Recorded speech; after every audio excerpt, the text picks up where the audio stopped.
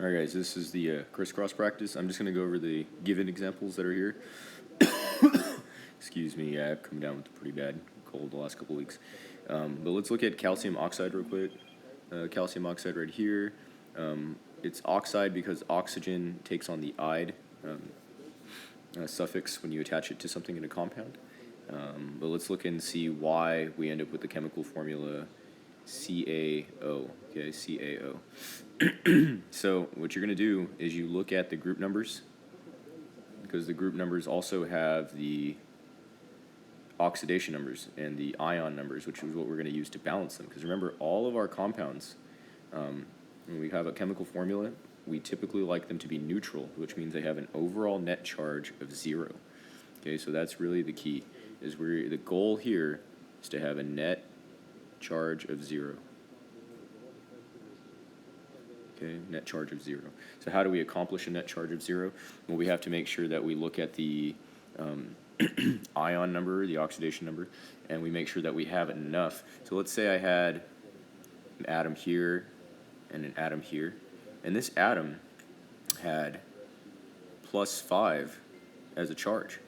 Well, if I wanted to combine it with this guy right here, and I wanted to make sure that the overall charge was 0 when I combine them, and remember, the overall net charge has to be 0. That means I would need the white charge here, or I need the white element, the white atom, to have a charge of -5 in order for these to balance out to 0, right?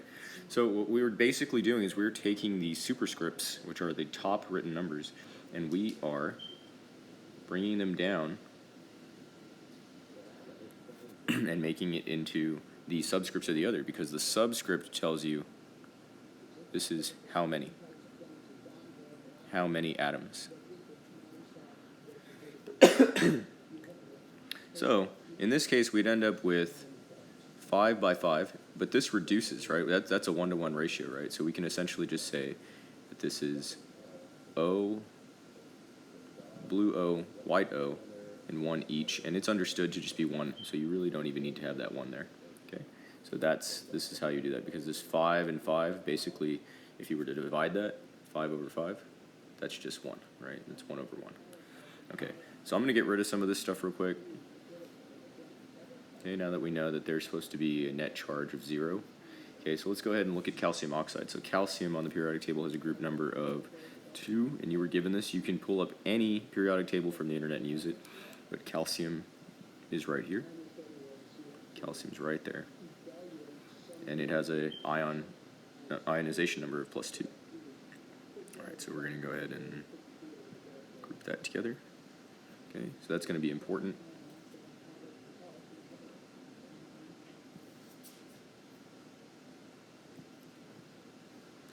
Alright, so that is going to be important, as I was saying. Okay. And let's see what else we got here.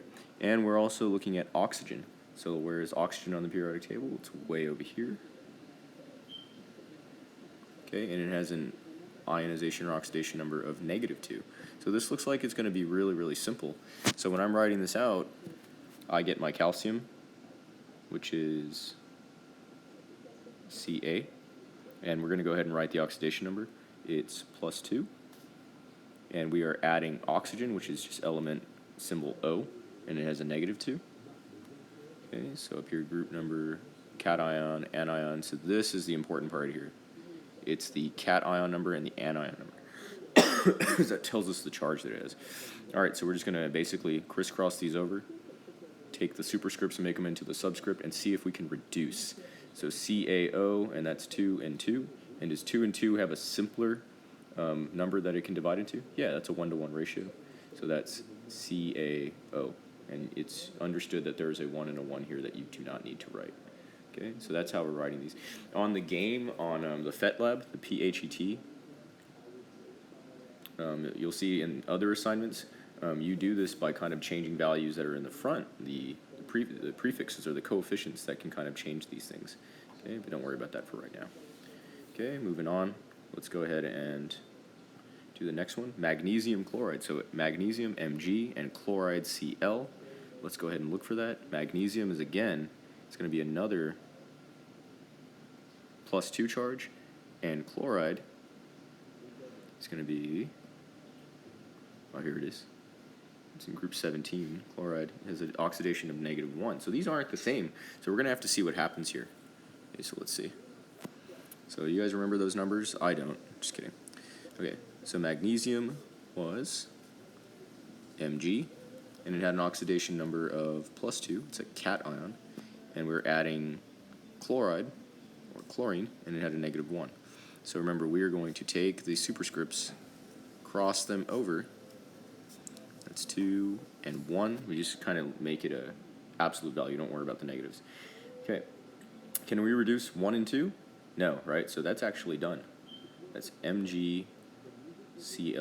And I didn't write the 1 here because you don't need to. Okay.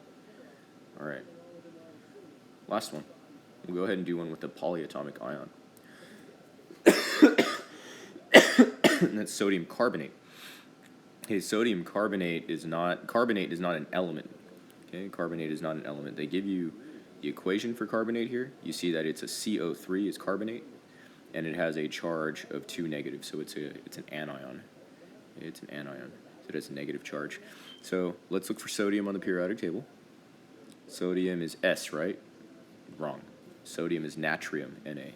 So right here it has an ionization number of +1. It's a cation, which is good.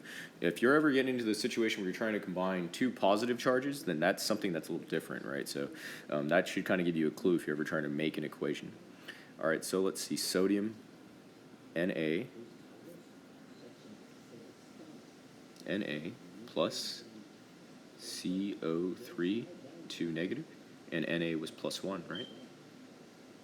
Okay, so what we're going to do is we're going to go ahead and take the charge values, cross them into the subscripts, and then we're going to end up with, I'm going to write it down here. Oh, sorry, it's kind of messy. It's nasty. Na2, and put a parenthesis here, CO3, 1. And the 1 is understood. You really didn't need to write that, but it's there. Okay, and that's how you do this. They give you the formulas for all the other polyatomic ions here, as you can see. So it's really not that hard, but go ahead and do this for the whole thing, and just go ahead and write your answers here. Okay. All right. Thank you, guys. All right, now here's the second assignment for going in chronological order. This was the balancing Phet game. So it looks kind of like this. So when you click the link and everything, it has like this thing. I like the little balancing for the tool. I click over the little balancing things so you can kind of see like that the conservation of mass and conservation of matter has to be true on the before and after. So basically what we're trying to do to write these equations is we're going to mess with the coefficients. And coefficients, guys, are the values that are in front of each one of the molecules or elements there, and it serves as a multiplier for the entire element or compound or molecule that's in front of it. So if we were to do mathematics, which I know y'all love very much, if I had this this expression 2 plus x, right, and I were to put a 2 in front of it, that coefficient means that it would multiply everything inside and be 4 plus 2x, right? So that's what a coefficient does. Okay, coefficients, they help us kind of simplify things and make it so we understand how many of each molecule they have so we can balance out the entire equation. Okay, so that's what coefficients do. So I'm going to go ahead and show you how to do the ones not on your assignment, because that would be way too easy if I just did it all for you. But I'm going to go through, excuse me, the examples that were given in the Phet. Okay, so I'm going to go ahead and write this equation out here. I've got N2 plus H, and I need to make this compound. So this is a synthesis, because you are synthesizing means putting it together. I got NH3. And the way I go about doing it is there are values I need to put in front of it, these coefficients here, and how do I know what to put in each one? Question mark, question mark, question mark. Well, if I keep track of what I have before versus after, I know how much more I need to multiply each one of these values in front in order to get values that equal on both sides, right? So I'm going to show you the process at which I do that. So I'm going to go ahead and count up the number of each one of my elements I have before. So I have N and H. Those are the only two elements I'm comparing. And I'm going to look at how many I have on the before side. So the before side's over here, the reactants. Okay, the reactant side is the before side. The products is the after side. So let's see, how many N's do I have? I have 1, 2, because you remember from the previous slide that the subscripts tell you how many of each one there are. Okay, so I have 2, so I'm going to go ahead and just write a 2 here. And the H's, H to the iso, I got 1, right? That's too far. Okay, so over here on the after side, let's go ahead and count them up and see what's going on here. The N's, I only have 1. If I do. And the H's, I have 3. Okay. Yeah, my teacher voice is gone, so you guys are going to hear my normal voice now. I can't really, I can't keep that voice up. My throat hurts way too much. All right, so let's see.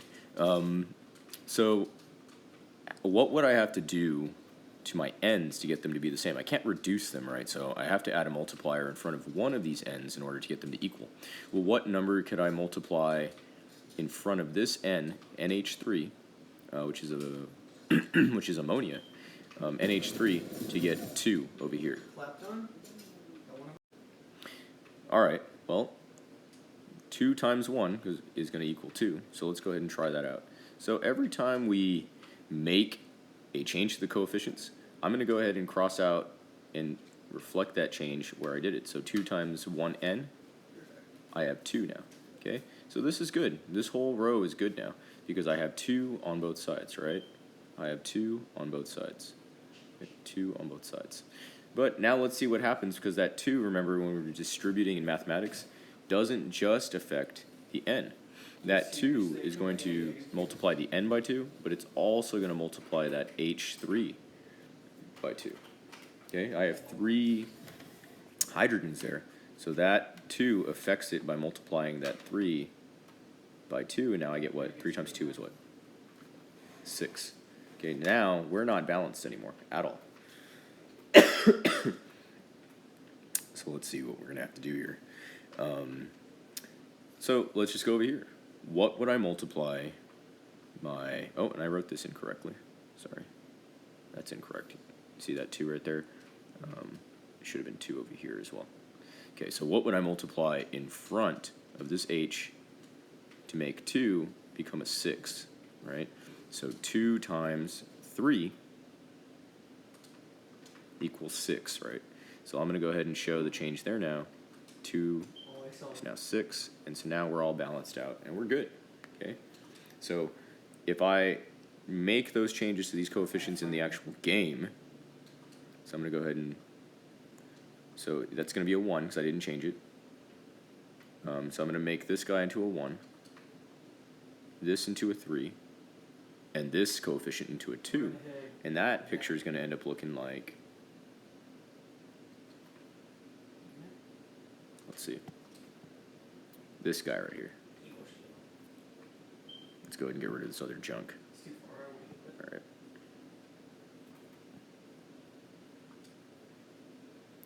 There it is, 1, 3, and 2.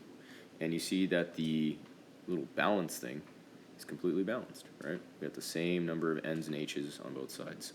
All right. Okay, I will do one more, and then you can practice on the other one in just a second. But I want to go ahead and not make this video too incredibly long, just so that way you guys aren't watching this for 2 hours and you don't get the assignment done. Okay. You all remember that in class, right? Okay. All right, uno mas. Let's go ahead and look at, here it is. Let's look at this one. All right, so right now we have a decomposition. So that's H2O. I'm going to go ahead and write out my equation real quick. So that's H2O. There's a coefficient in front of that. And we're going to break it down. Decomposition into H2. So diatomic molecules, H2 and O2, leaving space to write those coefficients in right there. All right, so we're going to go ahead and make our table again, our before and after. and we're going to write out the elements H and O because that's what we are evaluating the numbers of on each side. So on my reactant side, the before side, I have 2 H's. Or is that right? Is it 2 H's? That's not right. You got to count them all up. You got to count every single part of it. Oh yeah, we do. It is 2. And how many O's do I have? I have 1 O. Where's that life On my after side, let's look at the after side, the product side. We have 2 oxygen and 1 hydrogen, or 2 hydrogen, so 2 of each. So we have 2 hydrogen and 2 oxygen. So we're good here. We already have everything balanced on this side. If we were just to leave it as 1 and 1, the hydrogens would be good. Okay, but the problem is our oxygens are not balanced with just having a 1 here in the front, right? Because look what happens. I can keep this as 1 O2, and I have 2. But if I leave a 1 coefficient and I multiply the H2 and the O, I don't get 2 down here. I only have 1. So what would I have to do to this coefficient in order to get this to balance out? Okay. So what can I multiply 1 by to get 2? Well, it's 2, right? So I'm going to go ahead and put a 2 in here. But what does that do to our reactant side? This reactant side, 2 times 2 is now what?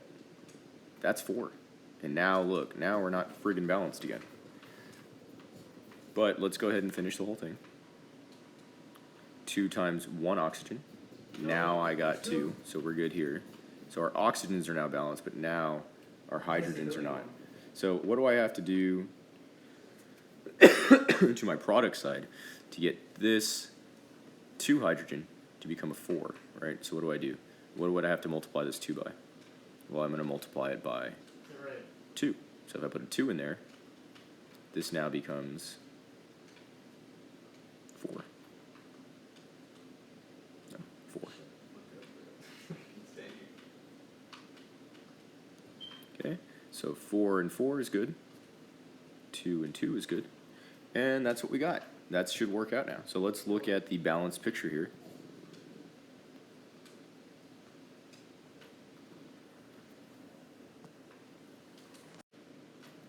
You can see here that those coefficients matched up. So the 2 in front of the H2O, the 2 in front of the H2, and the 1 in front of the oxygen 2, the molecular oxygen. So don't forget to put that 1 in there. But it's understood. If you didn't write it out like on paper or a test, you'd be okay. And that's what I'll show you for this one. They do get a little bit more complicated, but you try that out, tinker around with it. I would make sure that you do this for each one of the equations that you're trying to balance, because this is a skill that you're going to use on the test. All right. By the way, as it turns out, it looks like I did about 2/3 of this assignment for you, but this should be a good jumping off point for the next assignment, the balancing equations practice. Again, I would go ahead and make sure that you do this process, because it's going to be a very useful process to kind of like check the coefficients, cross out, and then make sure you kind of redo. Just tinker around with it as many times as you need to. All right, so really not that hard. Turns out, it looks like Takes I gave a you little bit of just attention to the detail. assignment. All right, I'm going to go ahead and for certain sign off for the day and go to bed. Bye-bye. But that's okay. That's all right. You can definitely use this to kind of practice on the next assignment, the balancing equations practice. I recommend that you definitely do show this guy right here, because you're going to need it for the exam and stuff like that. I hope you guys are staying safe and everything, and just take care of yourself. Really take it seriously that right now you're not supposed to be outside doing stuff. You're not supposed to be meeting up in public, having parties, stuff like that. People are getting really sick. And there are a lot of people that are under the age of 20, so it's supposed to, we've been thinking about this as like an old person's disease, but people that are really young are ending up in like the ICU and stuff like that. I think somebody that was 18 in California just passed away from it. So you guys just stay safe and let me know if you need anything else. And Donovan requested the video, so here you go, bud. And I'm going to have you stamp for me whenever we get back to school. Bye-bye.